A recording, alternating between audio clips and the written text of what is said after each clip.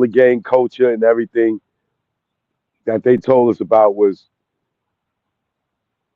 the polar opposite. They didn't embrace the police at all. They hated the police. But not these dudes. You got Whack on Pyru running with the police, Reggie. You had the Gangster Chronicles rolling with the police, Reggie. Marv James rolling with the police.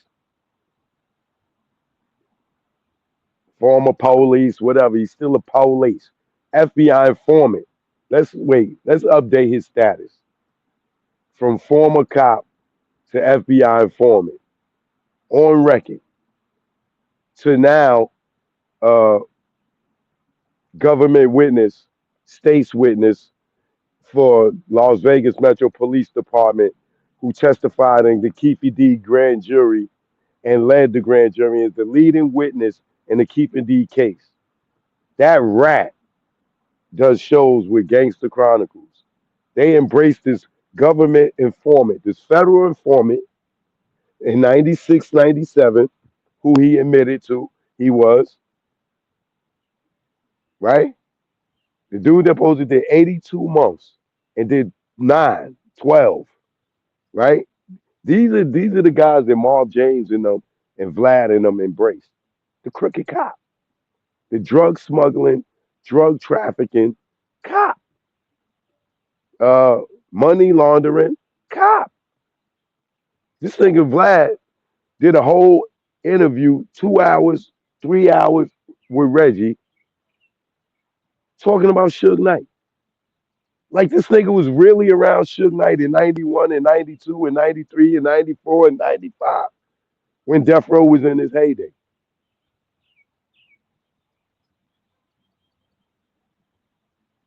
And I once talked to him about, yo, how was you selling them drugs? Yo, your dad had $3 million in his account when they knocked you. $3 million.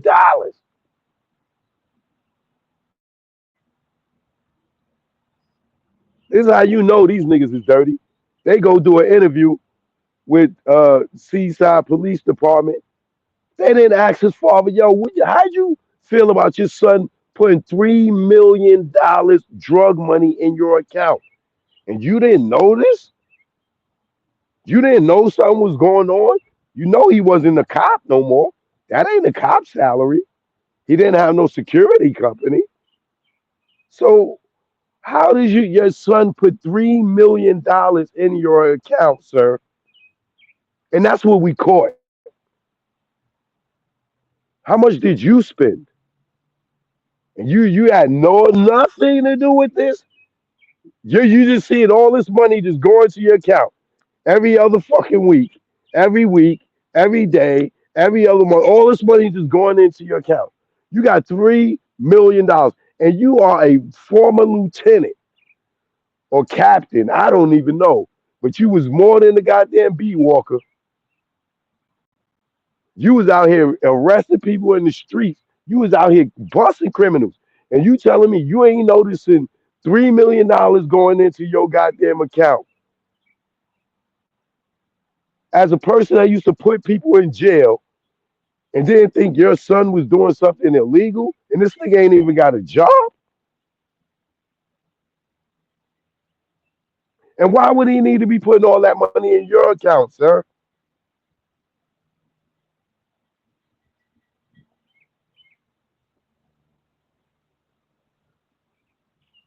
And that's not strange. But Vlad trusts these guys to be telling him the truth about Tupac's murder. And then to be talking about he solved it. No, you didn't solve it. But what we did realize is Vlad just revealed that he's been talking to Trayvon Lane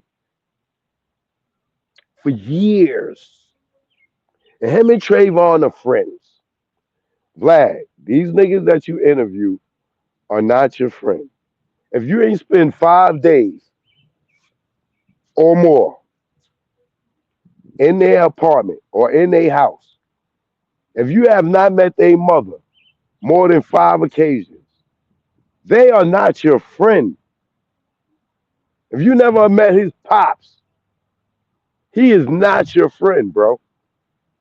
If you never did Thanksgiving at his house, bought his mother a Christmas gift, his sister, his brother, aunt, spent nights at his house, you're not a friend. Stop saying you because you interview these guys and you speak to them on the phone that they friends. They not friends, bro. We got friends that ain't even friends. And you're not from the hood. So he's not your friend.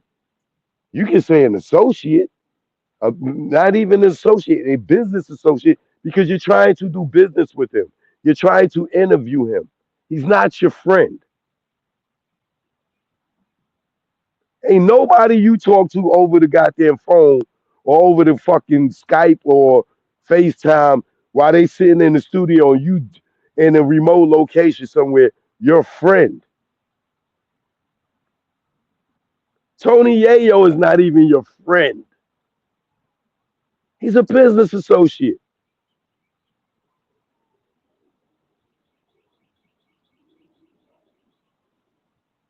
Would you give Yayo the keys to your house and you not be there? And tell him, yo, you could go stay at my house, man. Yo, I'm over in Canada. Yeah, I won't be back for a month. Yo, you could go ahead and stay there. You know what I'm saying? Yeah, it's cool. You could bring a couple of your homies. Yeah, I know they gonna listen to you. If you would let Yayo stay in your house while you in another country and he could get access to your crib, he's your friend. Would you do that? Hell no. You know damn well, hell no. You would not let Yayo go stay in your house while you not there in another country. And he can have a few friends with him. Right. Even him and his lady. And then actually, Yayo, would you let me, if you was in the Swiss Alps, Mr. Swiss Alps ass nigga, right?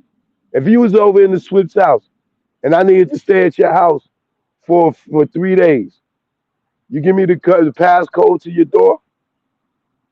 I can stay there, me and my girl, or me and my security. Ask him. I bet you'd be like, nah, Vlad, you my man, Vlad, but nah, nah. But actually, yo, could if he wanted to go to 50 house and 50 wasn't there, could he go in? I bet you he could. I bet you he could. I bet you if 50 needed to go to Yayo house and Yayo was somewhere else, I bet you he could. You're not his friend, bro. You're a business associate. There's a difference. Now, before I get deeper into this Tupac thing, right? Vlad, why do you get offended when people call you a culture vulture? There's no reason to be offended by that. It is what it is. The definition defines you, and you get upset about it because Dame Dash and Dame Dash invented the term, and you don't like them. It is what it is. That it is what you are, and I'm a for you not to take it in such a negative light. I'm gonna break it down to you, right? To show you people in our culture that are culture vultures, right? It ain't because you're white that makes it you a culture vulture. It has nothing to do with color or race. It's taking advantage or tap into a culture that you are not a part of, that you didn't grow up in, right? It's something that you see financially beneficial to you, so you tap into that culture to make money. That's what makes you a culture vulture, right? And you can say, "Oh, I'm hip hop." No, you're not. You got into hip hop, right? You didn't grow up in hip hop. You didn't grow up in urban neighborhoods.